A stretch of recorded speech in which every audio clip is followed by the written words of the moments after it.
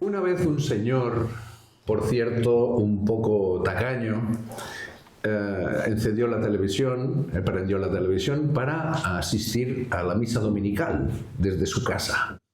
Y entonces la Eucaristía iba desarrollándose en la televisión entre cantos, con mucha atención por parte de este televidente.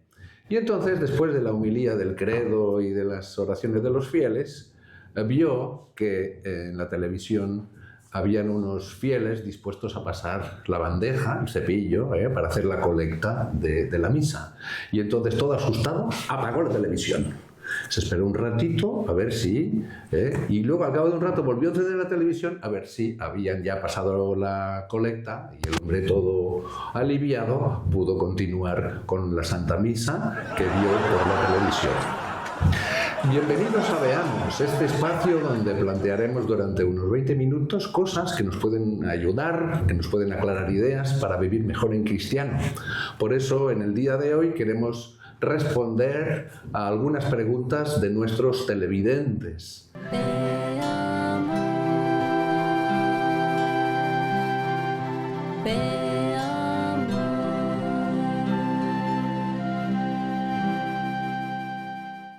Y en este momento podemos empezar por Laura de Mendoza, Argentina, que nos hace la pregunta de... Ella se encuentra pues enferma en su casa, tiene bastante difícil salir de su casa y entonces pregunta en estos correos electrónicos que nos llegan, que son muchos y muy agradecidos estamos, pregunta que ella, por su condición, sigue por Nazaret TV, lo dice en su mensaje, pues la adoración al Santísimo, ¿verdad? Y también la Santa Misa. Pero como vive en Argentina, hay un cierto desfase de horario y tampoco esto le permite poder seguir en directo, podríamos decir, las emisiones de la Santa Misa, sino que las ve en diferido. Por eso le preguntamos hoy al Padre Enrique, esto de la misa por internet, ¿qué criterios nos pueden ayudar a vivirlo mejor? ¿Sirve? ¿No sirve? A ver, para entenderlo un poco, lo que vamos a explicar, hemos de ir un poco a la historia. Hasta el año 2020, que empieza lo que fue la pandemia famosa, todos los pastores, todos los teólogos decían, la misa por internet no sirve. Decían así ellos. Solo sirve la misa presencial. Y entonces siempre se decía lo mismo, excepto esos casos que no es que sirva, sino que ayuda para los que no pueden participar en la misa presencial. Pero llegó la famosa pandemia y prohibieron seguir las misas en directo. O sea, en directo quiere decir en presenciales. Claro, no se podía ir a la iglesia. Entonces empezaron a decir que eran válidas, la gente tenía que seguir las misas por internet, o por televisión o por radio. Y añadieron ese problema de la palabra validez. Eran válidas. En un sentido católico no son válidas. O sea, para entendernos, los sacramentos son siempre presenciales. Un sacramento se participa en persona, directamente y cara a cara la comunidad. De forma que en una misa se puede comulgar. Y se oyen directamente y se ve directamente y se participa con los demás. La validez es cuando uno está presencialmente en los sacramentos. Entonces algunos plantean, bueno, entonces las misas por televisión, por radio, por internet, ¿qué validez tienen? Ninguna. Vaya. Ninguna. No. Por validez, cuando entendemos validez, quiere decir, tú estás yendo a misa cuando la oyes por internet o la ves por la tele, o por internet, no estás yendo a misa. Entonces es que había obligación de verla. No, cuando tú no te puedes ir, no hay ninguna obligación de. El problema era otro, era, si tú quieres mantener la devoción y mantener la fe y la piedad, y no puedes ir a misa, es cosa muy buena y santa poder seguirla por cualquier medio. Pero para una validez no lo es. Yo a veces he puesto este ejemplo ¿Qué es? Entonces, si lo grabado fuera válido, bastaría grabar la absolución de la confesión, nos ponemos la absolución y nos vuelven a perdonar. Y nos perdonan los pecados. Ay, ¿no? Claro, eso ya se ve que no sería, ¿verdad que no se ve que Claro esto que no funciona así? Eso se ve claro. Pues tampoco funciona con lo otro. ¿Me explico? No es. Entonces decimos, bueno, otra cosa es que sea bueno. Una cosa es que sea bueno y otra es que sea válido. Válido para el precepto no lo es. Pero aquel que no puede participar no tiene precepto. Claro. Entonces, porque está enfermo. Porque está enfermo y no puede, o lo que sea, o si hay cualquier razón objetiva para no poder ir a misa, pues esa persona, como un acto de devoción y de querer participar de la iglesia y de lo que es en la misa, pues participa de cualquier misa de forma indirecta, pero no participa en cuanto a precepto, en cuanto a que eso es la misa. No, eso nos introduce a la misa del domingo, o la misa de cada día. Pero eso de la validez no me vale, en ningún caso. Claro. Por eso me acuerdo muy bien que cuando hubo esto de la pandemia decían algunos teólogos y algunos obispos, sí, pero la misa ha de ser en directo, no en diferido. ¿Por qué? Porque la misa en directo sí que vale. ¿Cómo que la misa en directo vale y la en directo no vale? No, es que ninguna vale, ni en directo ni en diferido. Y esto puede parecer que tiremos un poco contra nosotros mismos, porque nosotros hacemos tanto en directo como en diferido la misa. Y decimos, no, pero es que la misa de Nazaret, TV, no es una misa para sustituir las misas en la parroquia. A veces viene gente de Latinoamérica o de España y hay veces hay que decirse, claro, oiga, usted ha de ir a misa a su parroquia. Claro. Sí, no, nosotros no estamos para sustituir la misa de su parroquia, sino que la misa es la de su parroquia o el santuario donde usted va normalmente, o la misa con el obispo, o lo que sea, que misa vaya usted en su diócesis. Pero sí que es verdad que de cara a predicación o de cara a misas donde la gente no puede participar allí donde está, pues tiene su validez, no esa validez sacramental, sino validez devocional. Por ejemplo, había un señor que llamaban, no recuerdo desde dónde, de Estados Unidos. No recuerdo la ciudad de Estados Unidos. Y me decía, mi zona es una zona muy protestante. No hay misa, la misa más cercana está a 100 kilómetros. Caramba. Entonces, los domingos voy a misa. Pero los días de cada día la sigo por Nazaret. Porque no me da tiempo de ir a misa. Son 3 horas entre ir, volver y seguir la misa. Claro. No puede. Entonces dices, para esta gente vale, pero no vale como precepto. Vale como devoción para mantener la fe. Pero es muy diferente que nos digan, entonces yo puedo seguir la misa por Nazaret y no presencial. Pues no. Le pongo un ejemplo que me pasó una vez con un sacerdote. Me lo pidió el sacerdote porque estaba en una iglesia que tenía varios centros de culto y en uno de los centros de culto había la celebración esta dominical sin sacerdote. Porque ahora llaman en espera de sacerdote. Exactamente. Entonces, esa la decía una monja, hacía la celebración, la hacía una monja. Y había toda una serie de gente que decía, con que se puede escoger y yo voy a la misa de la monja. ¿Que es más corta? ¿O qué? Y, no, porque me gusta más la misa de la monja. Entonces, decir que no es una misa, que eso no es la misa. De hecho, yo creo que hay un abuso de esas cosas hoy en día. La misa es la misa con el sacerdote y basta. Y misa sacramental, donde se puede comulgar y ojalá antes se pueda uno confesar si lo necesita. Claro. ¿De acuerdo? Eso es lo ideal. ¿Que hay zonas que no puede ir el sacerdote y que se dice una liturgia de la palabra con comunión? Bueno, pero pudiendo escoger entre eso y la misa, está la misa. Claro. No está eso. Eso es una cosa para quien no puede. Pero incluso yo tengo mis dudas de que haya precepto para ir para eso. El precepto está en la misa. La Biblia no dice oír una ceremonia todos los domingos y fiestas de guardar. No, dice oír misa. Entera, misa entera. Misa. Claro. No simplemente una celebración. Todo eso vale también para todo lo que es internet, todo lo que es radio, todo lo que es televisión. Claro. ¿Están mal las misas en televisión, radio e internet? No, están muy bien. Pero cada cosa en su sitio. El cristiano normal va a misa. Otra cosa es que después, por devoción, pueda oír otras homilías Esto mucha gente nos lo dice a veces. Yo oigo la homilía del cura y la homilía suya después cuando vuelvo a casa. Bueno. Y a ver que dice lo mismo otras cosas. Bueno, pues mira, pues que haga lo que quiera, ¿no? Si quiere oír una cosa o la otra. Sí. Pero lo importante es que participe de la misa.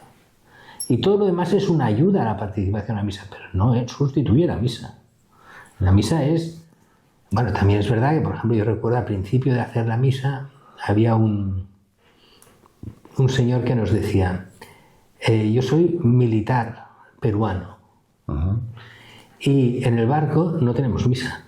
Y cuando estoy en el barco en alta mar, seguimos la misa de Nazaret. Mira. Bueno, pues muy bien, pues sigan la misa de Nazaret. Al menos eso que nada. Sí, mejor eso que nada. Pero no, si hubiera misa en el barco, iría misa al barco. Sí, no es aquello de decir, no, esto sustituye. No sustituye nada. Claro. Simplemente como devoción, el que no puede participar o el que por devoción quiera seguir, pues muy bien, la sigue y ya está. Claro. Una vez una señora mayor me preguntó, una señora muy mayor ciertamente, que si le valía la misa por la televisión, ¿no?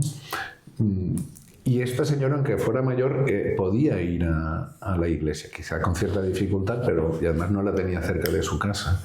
Y a lo mejor fue una contestación un poco simple, pero ella lo entendió. Y le dije, mire, no está, yo creo que mejor que vaya a la iglesia, porque de momento la comunión no se puede dar por la televisión, ¿sabe? En cambio aquí sí. Y dijo, vale, ya lo entendí.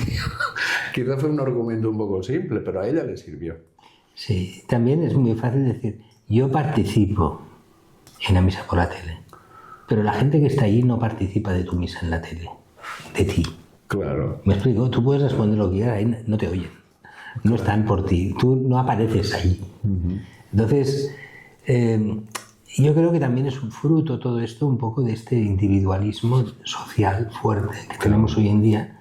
Yo me lo guiso, yo me lo como, yo me lo hago, me dan los instrumentos y yo huyo de la comunidad, huyo de la iglesia real, factible, la que se toca. Entonces, y ya digo, parece tirar tierra contra nosotros diciendo estas cosas, pero no, es que es así.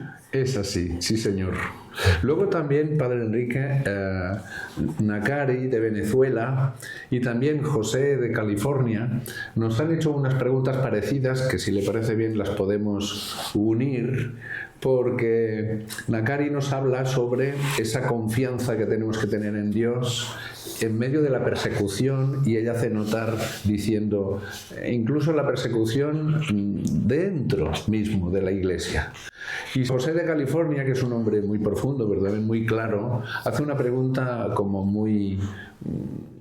un poco atrevida, pero se la hago, Padre Enrique, porque así le quieren y le escuchan nuestros televidentes. La pregunta que hace José es, ¿se doblega la Iglesia ante el mundo? A ver, déjame dar dos respuestas. Venga. Contradictorias totalmente, una con la otra. Vamos allá. Primera respuesta, no, la Iglesia no se doblega ante el mundo. Y las razones son que la Iglesia mantendrá lo que es la verdad revelada, la enseñanza moral, de aquí hasta que acabe el mundo. Y será siempre testigo de la verdad. Pero esto estamos hablando de la Iglesia en bloque, en su bloque central, en lo que es la Iglesia en general. Ahora bien, en la Iglesia están los santos, están los menos santos y están de todo ahí en la Iglesia.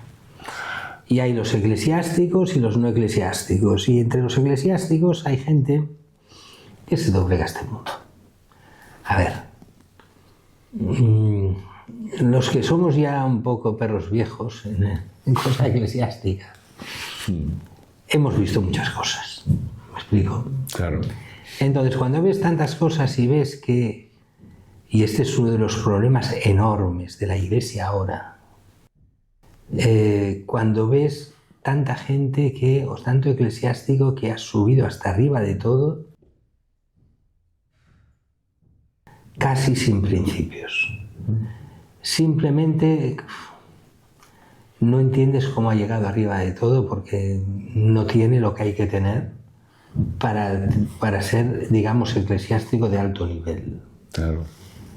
Y entonces te das cuenta de que esta gente se ha vendido al mundo y algunos de dentro de la iglesia se han vendido a este mundo. Y entonces de muchos de los que están arriba de todo no te puedes fiar. Entonces en este sentido ves el pecado de los eclesiásticos. ¿Pero esto es la iglesia que se dobla ante el mal o se doblega al mal? ¿O es de algunos eclesiásticos vendidos? Claro.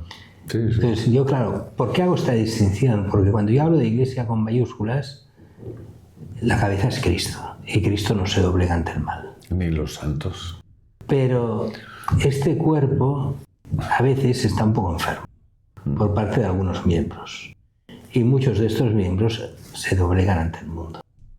Entonces, por eso digo que parecen dos respuestas contradictorias, pero no lo son. Pero padre, esto sucede no solo en la iglesia, sino en toda organización social, porque, claro, no es cuestión de meternos en otros temas que no son nuestros, pero, por ejemplo, ¿cuántos políticos o gobernantes? Sí, pero ellos tendrán sus excusas, nosotros Claro, no tendríamos que tenerlas. no tendríamos que tenerlas. De todos modos, hay una cosa muy interesante que también vale la pena que nuestros televidentes tengan claro, es que, por ejemplo, hubo un momento que San Juan Pablo II pidió perdón. La gente, en los periódicos salía, mira, San Juan II pide perdón por los pecados de la Iglesia. Y cuando uno lee el texto y la declaración, pide perdón por los pecados de los hijos de la Iglesia.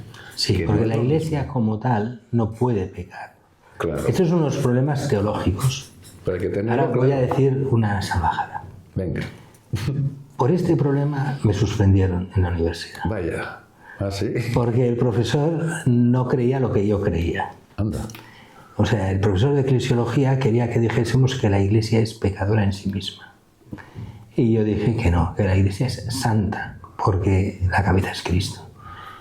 Y pecadora en sus miembros, no como Iglesia, sino los miembros de la Iglesia. Claro.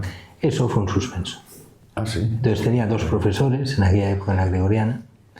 En septiembre, me lo envían a septiembre, el último suspenso que tuve en la Gregoriana. Y el profesor Antón, que no era el que me suspendió, era el otro, me dice: Antón, ¿por qué te ha pasado? ¿Por qué te han suspendido? Y dije: pues mire, esta fue la pregunta y esta fue la respuesta. Ah, ya lo entendió al vuelo. Ya estás aprobado, puedes irte. Hombre. No me hizo el examen. Menos mal que se salvó ¿Me ahí. explico? Bueno, todo esto lo decíamos porque una cosa son la institución donde Cristo es cabeza y la institución en lo que enseña como institución, que a veces, y otra cosa es lo que hacemos los miembros. Yo como miembro de la Iglesia puedo ser desde un santo a un gran pecador. Esto muchas veces hemos hablado de esto. Cuando hablamos de la historia de los santos, si te lees la biografía de cualquier santo, te encuentras con lo que se llama la persecución de los buenos. Ah, sí. ¿Qué son la persecución de los buenos? Aquellos que parecen buenos, que a veces son los obispos, son los jueces eclesiásticos, son los que están arriba. Y resulta que a los santos les han hecho la vida imposible. Y cuando ves a alguno de estos parecen más demonios que santos. Los que están arriba y los que le hacen a los santos la vida imposible. Y entonces dices, bueno, a veces Dios quiere estas pruebas para algunos santos. Y estos santos les van bien estas pruebas. No les van bien en el sentido que sea una cosa querida por Dios, no lo es. Pero es una cosa de la cual Dios se sirve también para hacer crecer en santidad. Pero no es voluntad de Dios. Aquí hay un error de mucha gente que piensa que el mal es voluntad de Dios para el bien de los cristianos. No es así. Dios con el mal puede hacer cosas buenas, y las hace, pero Dios no quiere ese mal. Claro. Entonces, a veces dicen, bueno, es la excusa de algunos para hacerte sufrir porque así crecerás en la virtud. Eres un desgraciado cuando dices esto. Otra cosa es que Dios sea, precisamente porque es Dios, saque cosas buenas del mal. Sí, pero no provoca el mal. No provoca el mal. En esto, por ejemplo, ya digo, yo lo he visto en sacerdotes decir, bueno, yo a este le voy a fastidiar para que de esta forma crezca en virtud. Que no es la voluntad de Dios esa. Claro, no es el camino. No es el camino ir a fastidiar a la gente, porque en el fondo lo que estás haciendo es un acto de maldad hacia alguien. ¿Y con qué intenciones hay detrás, reales? Buenas no. No hay intención buena. Claro. Y al otro lo fastidias, y algunos otros no han aguantado. Y entonces tú eres el culpable de que no hayan aguantado a esta gente. Dices, no, eso no está bien. Entonces, justificarnos nuestro mal con la excusa de que Dios sacará el bien, no vale. ¿No me explico? No. Y luego están los malentendidos a veces, ¿no? Sí, en la historia de los santos hay cosas que a veces uno dice, bueno, persecuciones curiosas. Y a eso le llaman malos entendidos, ¿no? Y pongo el ejemplo clásico. El beato Gemelli y el padre Pío de Pietrelcina, los dos, uno santo, el otro beato. O sea, mala gente no eran, ¿no? Se supone. Un santo y el otro beato. Se supone. Los dos de la misma época, más o menos. Entonces, Padre Pío, supongo que todo el mundo conoce el Padre Pío, las llagas del Padre Pío, era muy controvertido el Padre Pío en una cierta época, porque algunos pensaban que todo era falso, lo de las llagas, lo del Padre Pío. Y entonces se crea en Roma problemas, se pone lo que se llamaba el Santo Oficio a controlar al Padre Pío. Claro. Y entonces, por su cuenta, el padre Gemelli, un médico importante de la época, sacerdote, le pide al Papa, que tenía muchos contactos con el Papa, de poder él ir a Pietrelcina y poder examinar al padre Pío. Directamente. Entonces, el Papa le dice que sí, pero no le da nada por escrito, simplemente dice que vaya y que haga. Él se presenta en San Giovanni Rotondo al padre Pío, el padre Gemelli, diciendo que viene del Papa y que le enseñe las llagas y tal. Y el padre Pío dice que no.